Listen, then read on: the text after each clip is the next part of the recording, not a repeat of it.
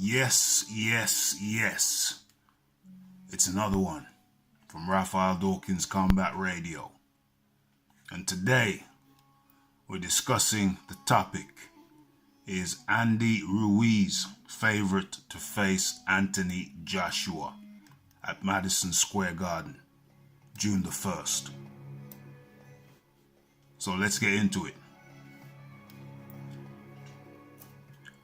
I've been hearing grumbles about this proposed matchup, Andy Ruiz versus Anthony Joshua. I've been hearing rumbles. I've heard some people say, this isn't a good matchup. Why is he fighting Andy Ruiz? Why Andy Ruiz? Well, let's get into that. Let's get into why he's fighting Andy Ruiz. As you may have heard by now,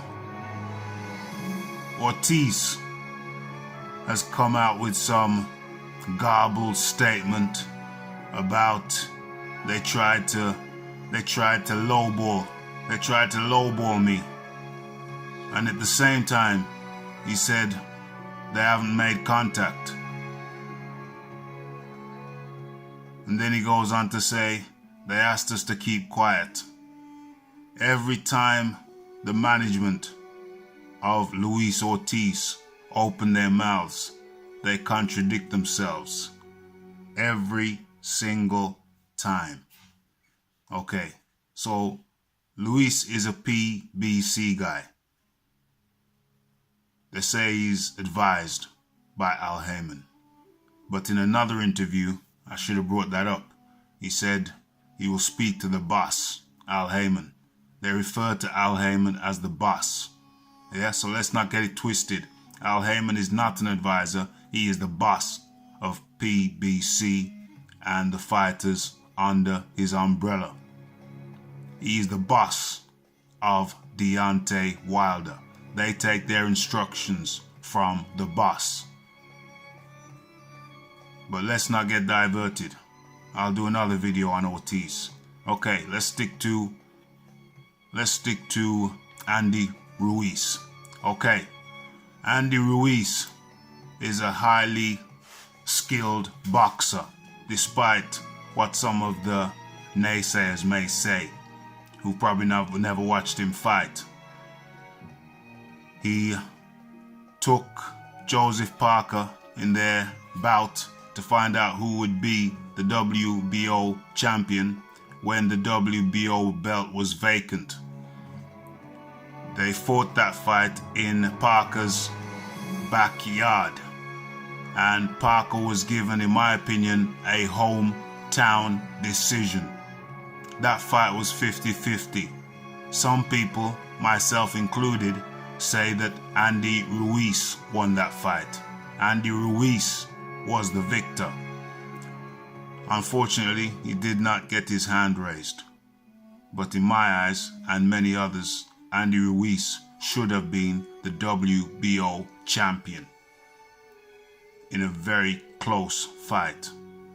So, if that fight was in America, Andy Ruiz would have had his hand raised, and Joshua would have fought Andy Ruiz 2 years earlier.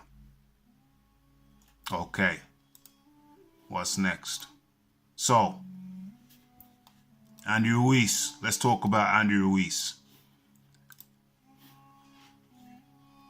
He is a USA native of Mexican descent, 6'2", 74-inch reach. Let's have a look at his record. Joseph Parker. Let's get the date in. That was the 12th. That was the 10th of the 12th, 2016. That was the end of 2016. Now, that's recorded as a loss via majority decision. So it was a split decision. That's how close it was. Since then, he's fought the likes of Darvin Vargas, That was a KO win. Kevin Johnson, unanimous decision. And recently, just on the 20th of this month, he fought Alexander Dimitrenko, Carson City, and he won that fight in 5 rounds when Dimitrenko failed to come out of his seat for the 6th round. So, an accomplished boxer, an accomplished fighter, Mexican descent, comes with that Mexican move forward style. His style is very similar to that of Gerald Miller, and of course similar to Kawanaki, Adam Kawanaki.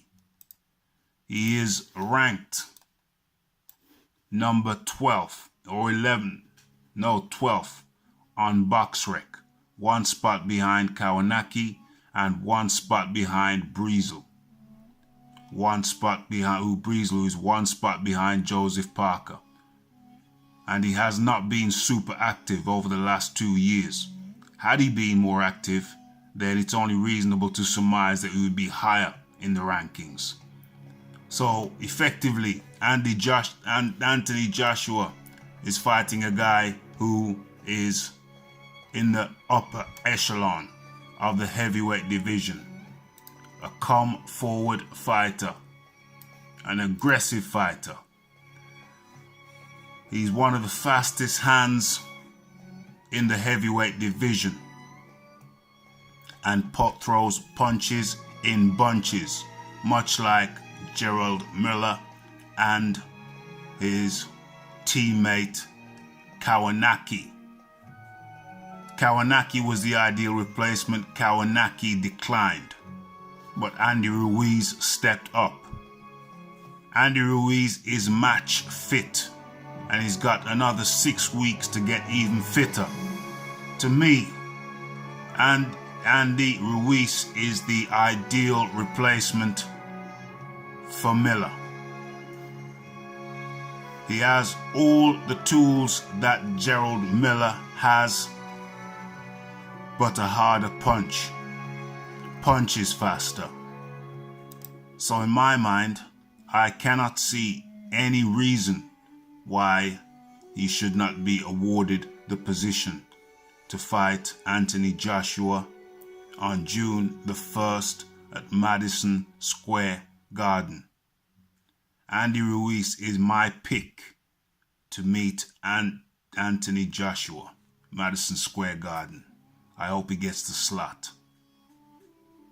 Is he the body beautiful? Absolutely not. But he's a skilled and accomplished boxer, and he should get that position, in my opinion. And it will be a very entertaining fight, and closer than many people are giving it credit. Okay, it's Raphael Dawkins, Combat Radio. If you have not subscribed already, feel free to do so. Like, share, and comment. Combat Radio, and I'm out.